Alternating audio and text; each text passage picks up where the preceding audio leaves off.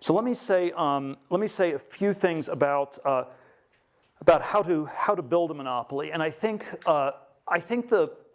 one of the sort of very counterintuitive ideas that comes out of this monopoly thread is that you want to go after small markets. If you're a startup, you want to get to monopoly.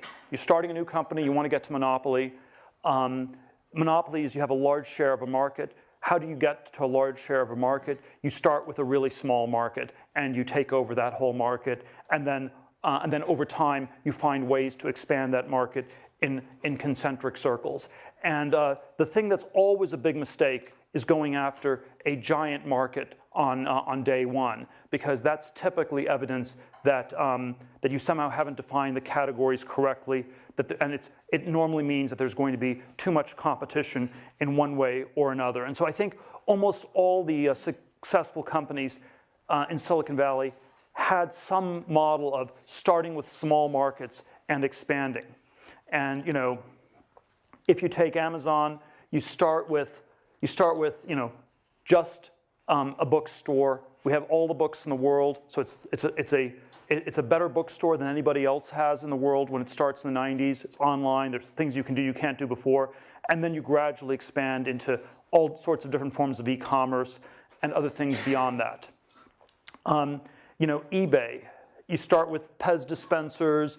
You move on to Beanie Babies. And eventually, it's all these different auctions for all these sorts of different goods. And what's very counterintuitive about many of these companies is they often start with markets that are so small that people don't think that they're valuable at all when you get started. The PayPal version of this was we started with power sellers on eBay, which was about 20,000 people. When we first saw this happening in December of '99, January 2000, right after we launched, there was a sense that these were all, it was such a small market, it was terrible, we thought these were terrible customers to have, it's just people selling junk on the internet, why in the world do we want to be going after this market? But there was a way to get a product that was much better for everybody in that market. You could, and we got to something like 25, 30% market penetration in 2 or 3 months, and you got some lock-in, you got brand recognition, and you're able to build the business from there. So I always think these very small markets are quite underrated. The Facebook version of this I always give is that the initial market at Facebook was 10,000 people at Harvard. It went from 0 to 60% market share in 10 days. That was a very auspicious start. The way this gets analyzed in business schools is always, that's ridiculous. It's such a small market, it can't have any value at all. And so I think the business school analysis of Facebook early on, or of PayPal early on, or of eBay early on, is that the markets were perhaps so small as to have almost no value. And they would have had little value had they stayed small, but it turned out there were ways to then grow them concentrically, and that's what made them so valuable.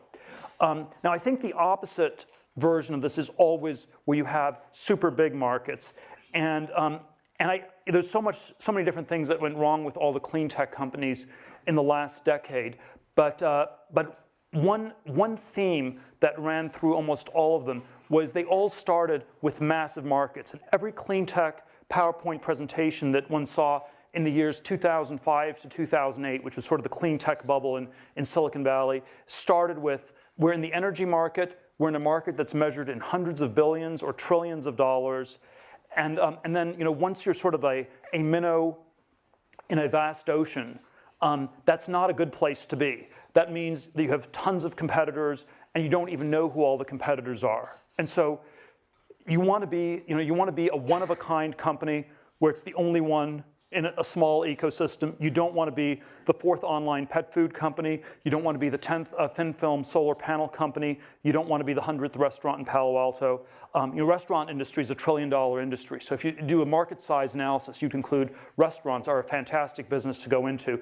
And it's often large markets, large existing markets typically mean that you have tons of competition, very, very hard to differentiate. So the first very counterintuitive idea is to go after small markets, often markets that are so small people don't even notice them, they don't think they make sense.